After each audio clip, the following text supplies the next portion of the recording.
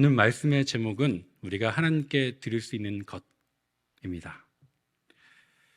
우리가 무엇을 하나님께 드릴 수 있을까요? 언젠가 우리는 하나님 앞에 서야 할 때가 오게 됩니다. 그날에, 그때에 우리에게 주어진 시간을 다 마치고 우리 호흡이 멈추게 될 때 우리가 하나님께 드릴 수 있는 것이 있다면 무엇이 있을까요? 그날에 하나님께 나아가서 그 앞에 섰을 때에 잘 왔다 아무개야, 그래 너는 살면서 무엇을 했니? 라고 물어보실 때에 우리는 뭐라고 대답할까요? 하나님, 저는 평생 하나님을 위해 일했습니다. 하나님, 저는 평생 남을 도우며 살았습니다. 재물을 많이 모았던 것, 존경받았던 직위, 이루었던 업적, 자랑할 만한 일들, 평생 가난하고 어려운 일을 도운 나의 착하고 선한 일을 하나님께 드리면서 저 일했어요 라고 말씀 드릴까요? 평생 모은 재산을 드리면 하나님께서 기뻐하실까요? 어떻게 하면 하나님께서 나를 기뻐하실까? 라고 한번 고민, 상상, 그날에 하나님, 저는 평생 하나님 앞에 목사로 섬겼습니다. 장로로 섬겼습니다. 권사였습니다. 안수집사였어요. 교사로 섬겼습니다. 또 성가대를 했습니다. 여러 가지 일을 했습니다. 내가 무엇을 해야 하나님께서 기뻐하실 만한 일이 될까요?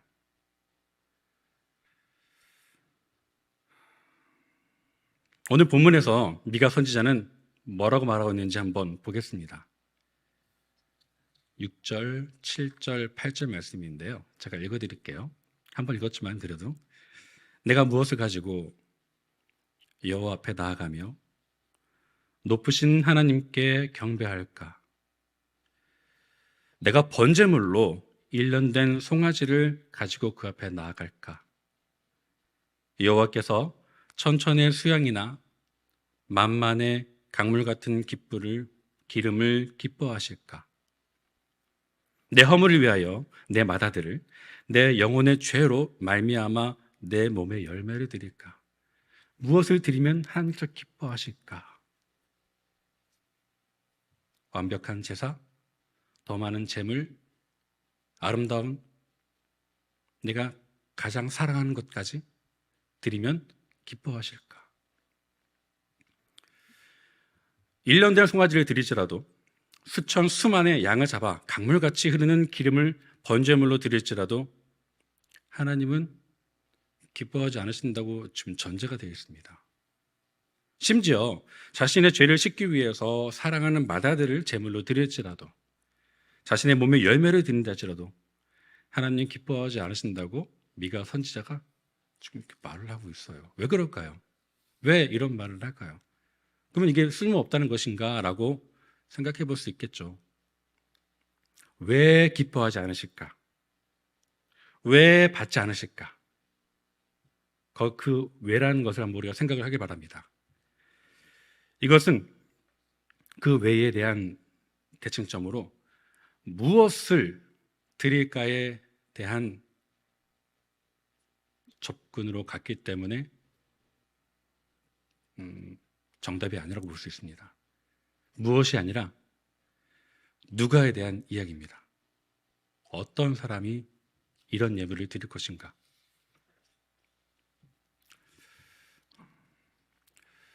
이 미가 선지자와 동시에 사역했던 이사야 선지자가 있습니다. 그가 했던 말이 무릇 64장 6절 말씀이에요. 이사야서 무릇 우리는 다 부정한 자 같아서 우리의 의는 다 더러운 옷 같으며 우리는 다 잎사귀같이 시들므로 우리의 죄악이 바람같이 우리를 몰아가나이다 라고 그 당시에 있는 사람들에 대해서 이렇게 표현하고 있습니다.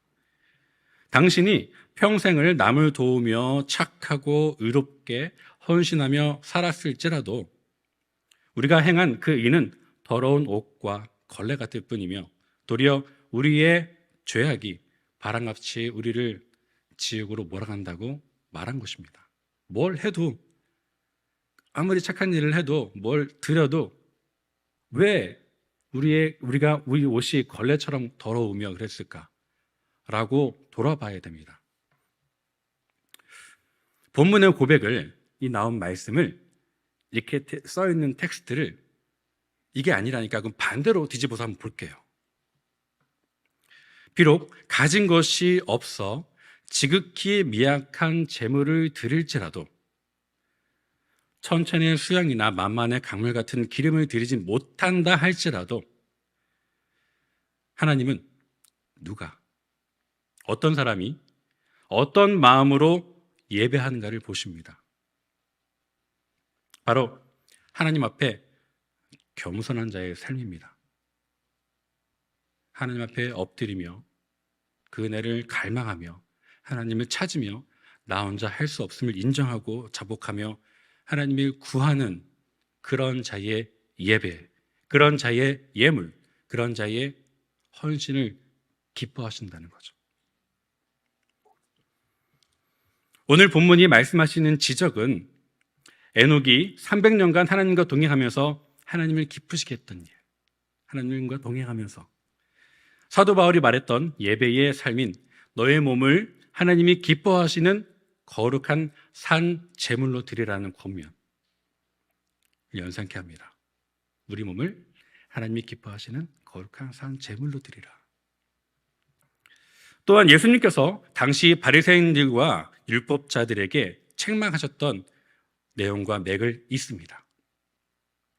그들에 대하여 외식하는 자들이라고 단죄하시면서 마태복음 23장 23절 말씀에 박하와 회양과 근처의 11조는 드리되 율법에 더 중한 바 정의와 긍휼과 믿음은 버렸노라 라고 말씀하십니다.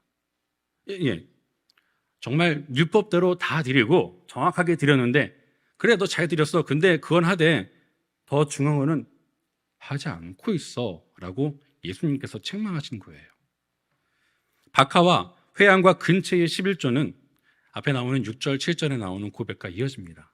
내가 무엇을 가지고 나갈까? 라는 그런 제물들이죠. 하나님께서 우리에게 원하시는 것은 하나님께서 원하시는 것을 헤아리지 못한 나머지 자신들의 방법과 자신들의 생각, 자신이 갖고 있는 지식, 열렬하게 하나님께 드리려 했던 온갖 형식적 제사가 여기에 맞물립니다. 하나님의 마음을 헤아리지 못한 다른 제사들, 이거 없이 눈에 보이는, 남들이 보기에 진짜 그럴듯한 그런 모습으로 나오는 것, 사람들은 인정하겠죠. 와, 네. 근데 하나님께서 그것을 보시고 그렇게 보지 않는다는 거예요. 그리고 정의와 긍휼과 믿음을 말씀하셨습니다. 예수님께서 더 중한 바 정의와 긍휼과 믿음은 버렸도다. 이 말씀은 본문 8절에 정의를 행하는 것, 인자를 사랑하는 것, 겸손히 내 하나님과 함께 행하는 것, 곧 하나님께 자기의 모든 것을 의탁하는 것과 대응합니다. 하나님께서 우리에게 요구하시는 것은 과거나 현재나 또 앞으로 동일합니다. 바른 지식에 근거한 믿음과 헌신, 하나님의 마음을 바로 안 그 지식에 근거한 믿음과 헌신입니다. 그리고 바른 마음의 봉헌이 아니라면 그 모든 것이 허망하다고 말씀하는 것이죠. 반면 지극히 사소해 보이는 것이라 할지라도 그것이 하나님을 아는, 하나님의 마음을 바로 알고 원하는 것이 무엇인지 알고 거기에 맞춰 나의 말씀에 나의 삶을 맞춰서 그 말씀에 동행하는 삶으로 살아가면서 하나님 뜻에 부합되며 하나님을 참으로 신뢰하는 마음에서 행하는 것이라면은 바로 그것이 하나님께서 기쁘시게 연락하는 우리의 몸의 삶의 제사라는 것입니다. 바로 그 안에서 그렇게 사는 사람은 하나님께서 주시는 참된 만족과 평안을 얻게 됩니다. 예배 안에서, 말씀 안에서, 진리 안에서. 그런 사람이 누구인지 시편에서 잘 말해줍니다. 시편 24편 3절에서 6절 말씀인데요, 우리 한번 교독하겠습니다. 3절 말씀부터. 여호와의 산에 오를 자 누구며 그의 거룩한 곳에 설 자가 누구인가?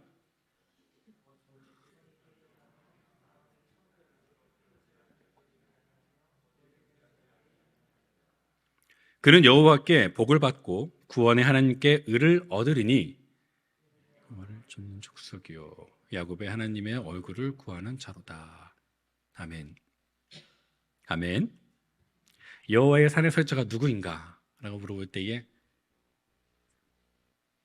손이 깨끗하며 마음이 청결한 자, 그 마음으로 하나님을 구하는 자, 그들이 하나님 앞에 서게 될 것이라고 시편은 말하고 있습니다. 말씀을 들을 때 마음이 상하는 경우가 있죠.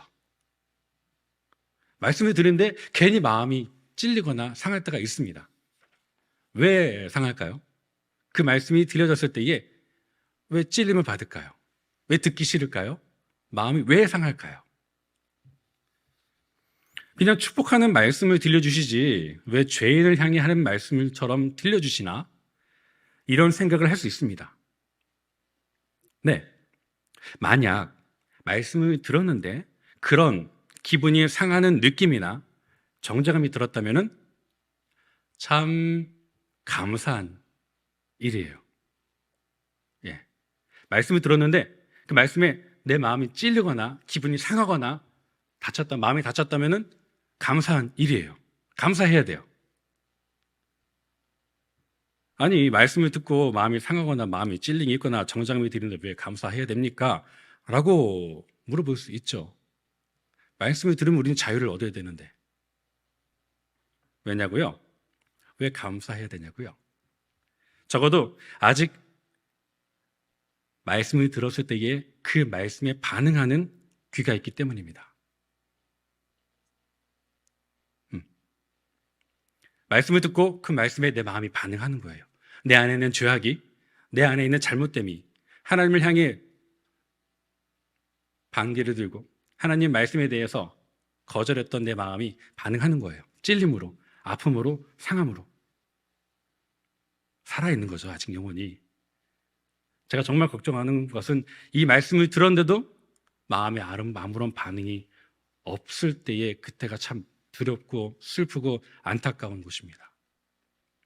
만약 그 상태라면은 우리 마음에 화인 맞았다고 보시면 돼요. 불로 지진 피부는 감각이 없습니다. 그게 화인 맞았다는 거거든요.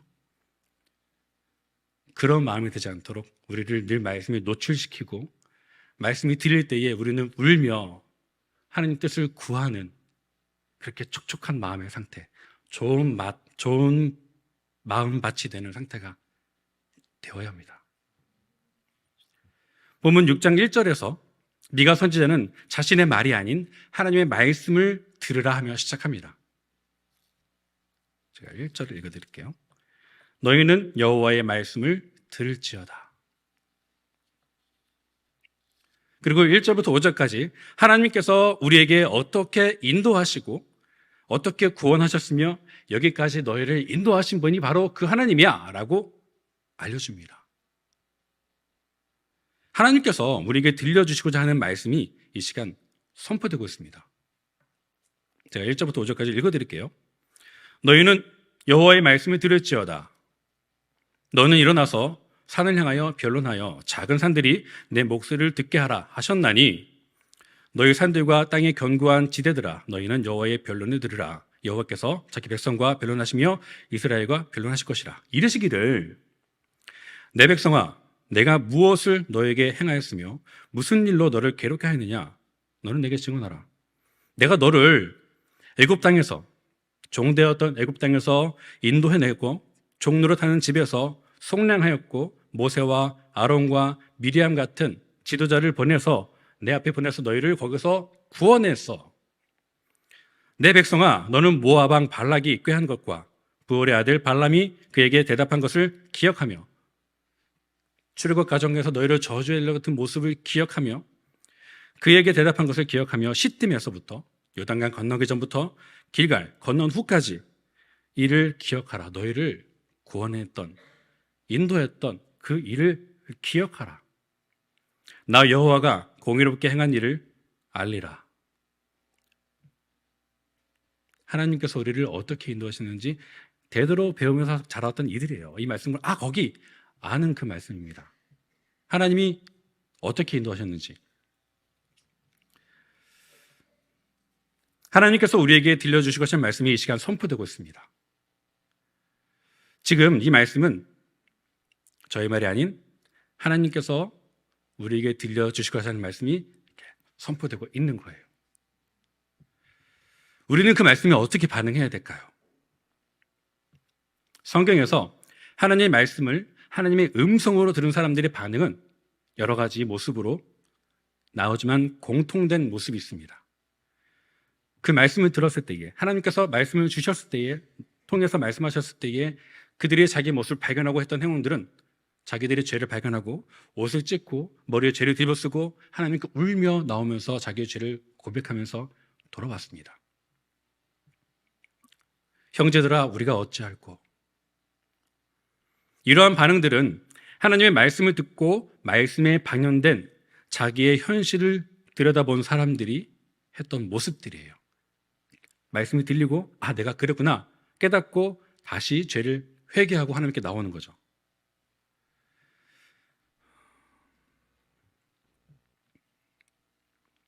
말씀이 들려질 때에 그 말씀에 아멘 하는 것, 그것이 우리가 해야 될 수 있는 일입니다.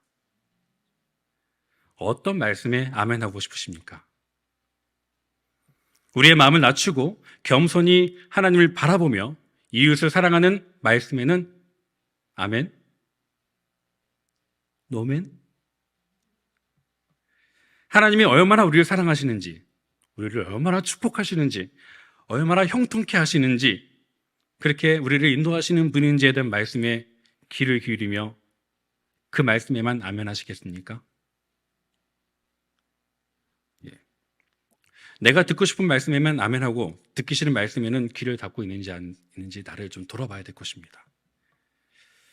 하나님의 말씀은 우리가 편의점 들어가서 내가 사고 싶은 것을 골라서 바구니에 담고 결제하고 나오는 것처럼 내가 듣고 싶은 말씀은 골라 듣는 게 아닙니다.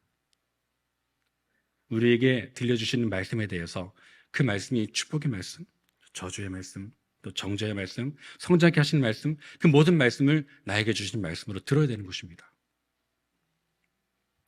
말씀을 들을 때에 저 말씀은 아무개 집사님이 들어야 하는 말씀인데 하고 말할 수도 있고 이 말씀은 누구 이야기네? 아니면 오늘은 저 집사님 향한 말씀이구나 이렇게 생각할 수 있어요. 들 수 있죠. 근데 아닙니다. 매 순간 오늘 선포되어진 하나님의 말씀은 내게 주어진 말씀으로 듣고 내게 주신 말씀이라 듣고 아멘 해야 됩니다. 나에게 주신 말씀이에요. 말씀을 듣고 마음의 반응이 일어나면 그 반응이 왜 일어나는지 생각해야 됩니다. 예를 들어 보겠습니다. 우리가 생활하다 보면은 다칠 수 있어요. 칼에 베이거나 긁히거나 해서 다치게 되죠. 근데 그런 다친 것에 대해서 아무런 조치를 취하지 않고 내버려 둔다면은 이 상처는 어떻게 될까요? 그냥 자연 치유되겠죠? 제가 20살 때까지는 낫다 보니까 자연적으로 낫더라고요. 근데 시간이 지나니까 제가 이런 말씀 드려서 그러지만 이게 점점 이게 연차가 되다 보니까 안 낫더라고요. 상처가 나면은 이걸 이렇게 약을 바르지 않으면은 곪더라고요. 곪아서 염증이 생기고 거기가 더 퉁퉁 부어가지고 어디가 아픈지 저한테 그 통증이 호소를 하더라고요. 보면은 사다 보면 그렇게 해서 보니까 언제 다쳤는지 모르겠는데 이게 이제 제가 돌보지 않으니까 상처가 나서 골마서 퉁퉁 부어서 저한테 통증을 호소해요. 아프다고. 그러면 다쳤구나 하고 깨닫는 경우가 많았습니다. 그렇게 되면은 이제 치유를 해야 되죠. 어떻게 치유를 하나요? 응급실에 가나요? 대부분 이제 집에서 치료를 하죠. 한 번은 이게 너무 상처가 심해져가지고 그 상처를 가지고 이제 병원에 갔더니 에이 이렇게 됐어요 빨리 하지 하면서 하는데 이제 상처를 딱지를 긁어내더라고요. 너무 아팠습니다. 딱지를 긁어내고 상처를 벌리고 안에 있는 염증을 긁어내더라고요. 아팠을까요? 안 아팠을까요? 엄청 아팠습니다. 그 상처를 소독물을 긁어내면서 이제 다 그 골무를 긁어내고 상처가 뻘겋게 된 상태에서 약을 바르고 이제 연고를 바르고 상처를 덮었습니다. 이게 이제 상처의 치유 과정이죠. 이 과정에서 상처를 치유하는 중에 이제 생기는 이 반응을 좀 제가 말씀드리고 싶습니다. 골맞던 상처를 치료하기 위해서는 통증이 필요합니다. 그죠? 긁어내고 떼내고 상처를 염증을 긁어내고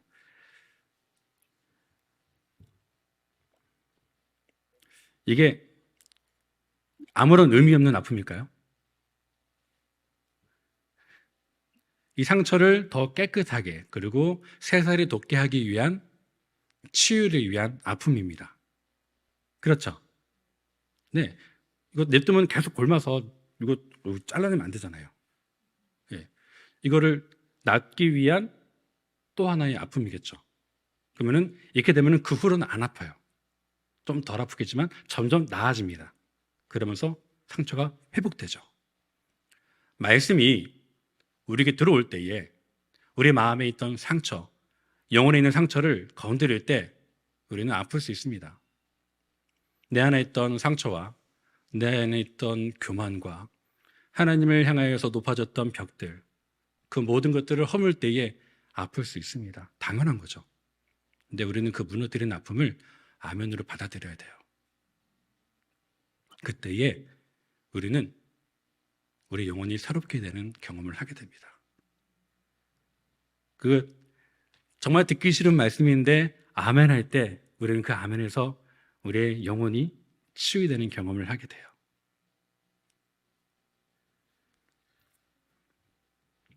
말씀이 우리에게 들어올 때에 우리는 그 마음의 이와 같은 반응을 느낄 수 있습니다. 그 아픔은 유익한 아픔이에요. 성장을 위한 아픔입니다. 아멘으로 받아들이고 말씀대로 살려 할 때에 우리는 거기서 믿음의 성장과 성화의 과정을 밟게 되는 것입니다. 본문 8절에서 공의를 행하고 인자를 사랑하며 겸손히 내 하나님과 동행하라 말씀하십니다. 이미 2월 달에 이제 이광 목사님이 이 말씀을 하셨기 때문에 더 자세한 말씀은 조회해서 들어보시면 아주 자세하게 설명해 주셨어요. 그래서 저는 넘어뛰고요. 조금 말씀을 더 좀 다른 포인트로 좀 전해드리겠습니다. 공의를 행한다는 것은 하나님의 공의로우심을 닮으라는 것입니다. 내 안에 하나님의 그 공의가 있어야 된다는 거죠. 이 공의는 한결같아야 돼요. 내가 기분 좋으면은 당신은 허락되어지고 내가 기분이 안 좋으면은 당신은 안 돼요. 이거는 공의가 아닌 거죠. 어떤 일에 함이 있어서 그 일을 하나님께서 나를 보신다는 마음으로 행하는 것이에요. 인자를 사랑한다는 것은 한결같은 사랑. 하나님께서 우리를 사랑하신 것 같이 우리도 하나님을 향한 사랑의 절대적 충성을 의미합니다. 그리고 그 사랑으로 하나님을 사랑하는 그 사랑으로 내 옆에 있는 내 지체를 사랑해야 되는 거예요. 하나님을 향한 그 사랑을 이렇게 사랑한다면 이 이웃과의 사랑이 그 정도의 척도가 하나님을 사랑하는 그 사랑을 보여주는 겁니다. 예수님께서 말씀하셨어요. 사랑하는 사람만 사랑한다면 그게 무슨 사랑이니? 사랑할 수 없는 사람까지 사랑하는 게 진짜 사랑이야 라고. 지금 떠오르는 그 사람, 내가 사랑할 수 없는 그 사람까지 마음에 품고 기도하시면서 사랑하려고 노력할 때에 그게 사랑이 됩니다. 겸손히 하나님과 행하는 것, 동행하는 것, 이것은 바로 하나님을 향한 방향성을 의미합니다. 이 겸손의 말씀에 의한 순종의 의미를 내포하는 겸손입니다. 말씀에 의한 순종. 나는 정말 싫은데, 나는 정말 할 수 없지만 말씀이 그렇게 하라 하시니까 행하는 것. 그때에 우리 마음은 겸손해집니다. 내 자아가, 이만큼 있는 내 자아가 난 정말 내 자존심 때문에 허락되어지지 않는 일인데 말씀이 안에서 그렇게 행하라신 그 말씀에 순종해서 이것을 꺾고 말씀에 순종할 때에 우리는 거기서 겸손을 배우고 겸손의 능력이 생기게 됩니다. 이 겸손은 만들어지는 겸손이에요. 성장되어지고 그 겸손함으로 우리가 하나님 앞에서 하나님과 동행하는 삶을 살게 됩니다. 하나님께서 우리에게 행하신 것처럼 우리도 그렇게 살아야 되는 거예요. 우리에게 먼저 보여주신 선이 있습니다. 오늘 1절부터 5절까지 말씀에서 우리에게 어떻게 선을 행하시는지 보여주셨어요. 하나님께서 우리를 구원하신 일, 우리에게 행하신 그분을 보며 기억하면서 마음속 깊은 곳부터 감사와 경외의 마음을 품고 하나님은 이런 분이시구나, 그 마음을 품고 하나님께 나와 예배하는 그 마음, 그 겸손함이 있어야 됩니다. 이 말씀에 우리를 적용해 본다면요, 우리에게 십자가의 도로 구원의 길을 열어주신 예수님의 선하신 일을 본받으라는 거예요. 그 길을 함께 행하는 것이 우리에게 원하시는 것이고 우리가 하나님께 드릴 수 있는 것입니다. 1절부터 5절까지 말씀을 깨닫지 못하고 그것을 알지 못하고 그것과 상관없이 내가 갖고 있는 것, 내가 알고 있는 것으로 6절, 7절의 말씀, 그거 있는 예물을 하나님께 드린다면은, 그러니까 1절부터 5절까지 하나님께서 우리가 하신 것을 그건 별개고 나는 이것을 드리겠습니다. 이것은 상관없는 예물이라는 것입니다. 1절부터 5절까지 그 선하심을 깨닫고 그 마음으로 행하고 사랑하고 동행하는 삶을 살고 있는 바로 우리, 나, 여러분, 당신, 바로 우리 자신을 하나님께 드리는 것입니다. 하나님의 선하심을 기억하며 그 앞에 겸손히 엎드려져 하나님을 경외하는 마음으로, 그분을 시해하는 마음으로, 그분께서 나와 함께 하심을 감사하며 고백하며 그 기쁜 마음으로 나와 드리는 예물을 기뻐 받으신다는 거예요. 그게 진짜 예배가 되어지고,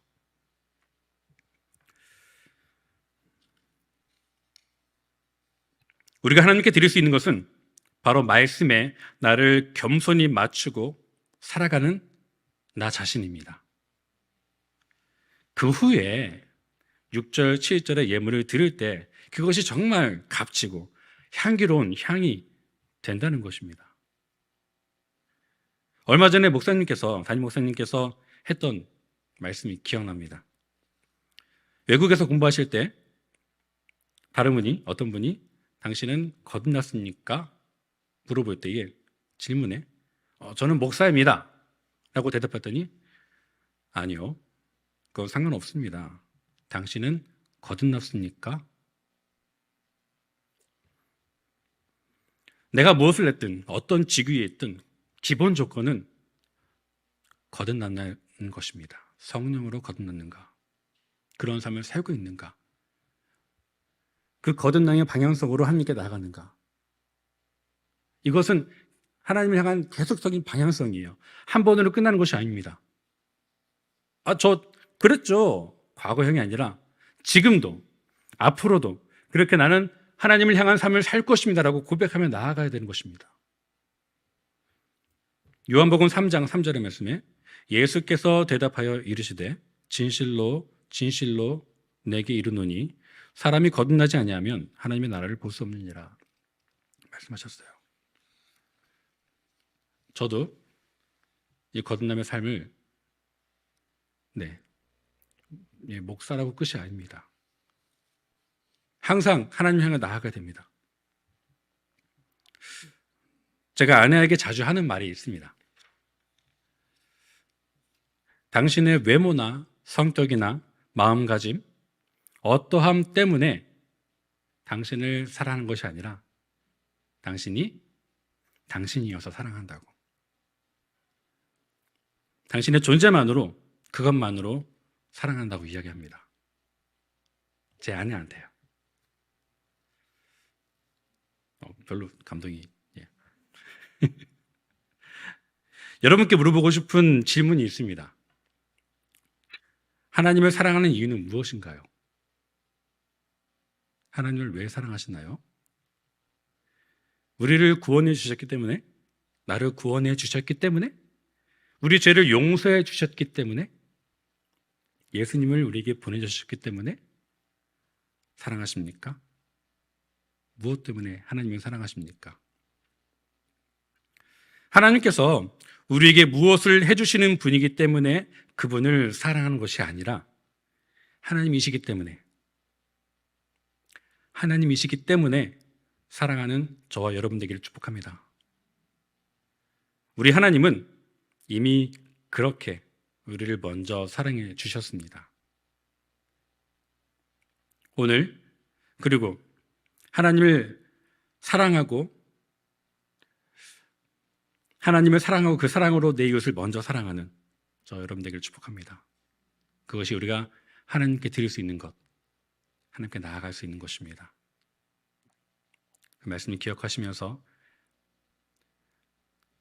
그 말씀대로 행하는 저와 여러분 되기를 축복합니다.